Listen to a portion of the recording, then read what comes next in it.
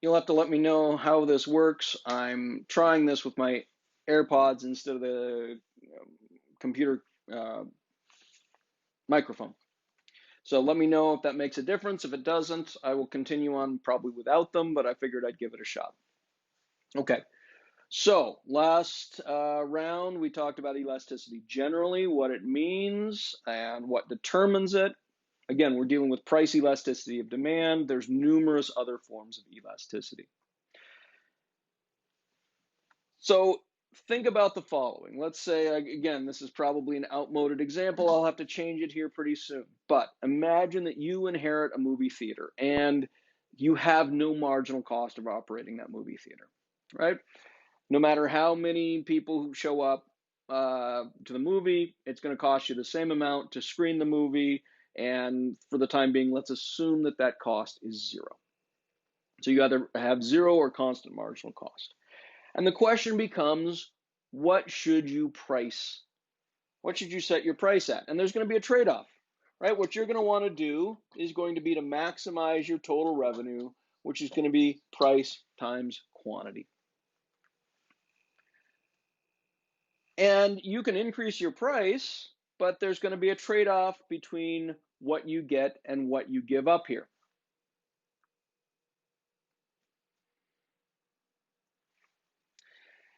In effect, you could price at, what would that be? $10, in which case you would sell 40 tickets. And so your total revenue would be $400.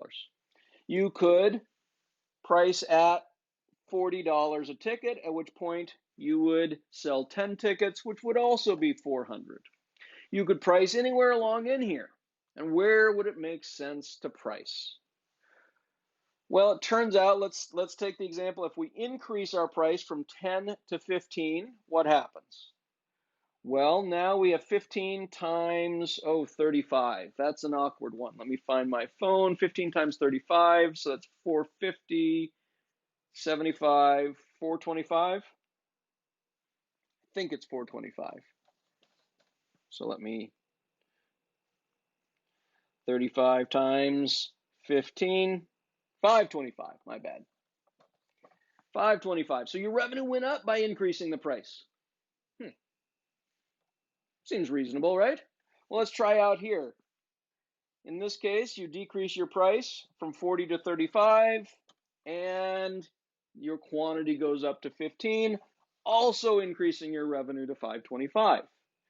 We can keep doing this. The issue here, of course, is that down here, when you increased your price, you gave up this area, but you got all of this area here. Okay. Turns out, so the question is, it seems weird. You can increase your total revenue by decreasing the price. You can increase your total revenue by increasing the price. Certainly somewhere in between here, there needs to be a tipping point. So I'm just going to put in total revenue in here. So let's do total revenue here is 400. Total revenue here is 525. Total revenue here is 400. Total revenue here is 525. Here we have total revenue equals 600. Here we have total revenue equals 600. And here we have 25 times 25. What is that? 6. Yeah. Apparently the solitude is rotting my brain. Let's see, 20, so 500 plus 125, 625. Let's see if I'm right.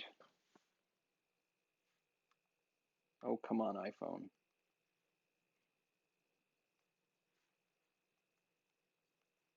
Yay, 625. So this is kind of weird, right? We have a demand schedule that I've drawn in here. Now it's 50-50 now, right? In other words, 50 and 50.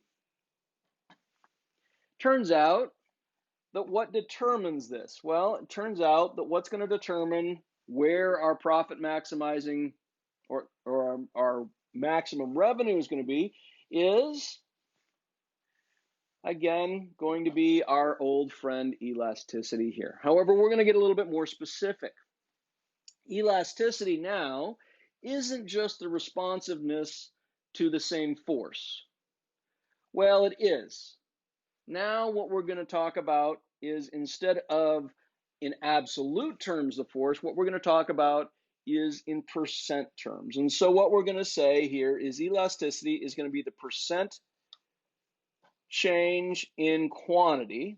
That's the response to the force that we put on, which is a percent change in price. In other words, something that has a larger percent change in quantity than the force we're putting on. So say we put a 1%, say we have a 1% change in price and we get a 3% change in quantity. I think we understand we would talk about that being relatively elastic. We're getting a larger response than the force we're putting on. On the other hand, say that we get a third for a 1%. Then we say we're getting a smaller response than the force we're putting on. So you should probably, hopefully, realize that the elasticity of demand is always going to be negative. It should, shouldn't it?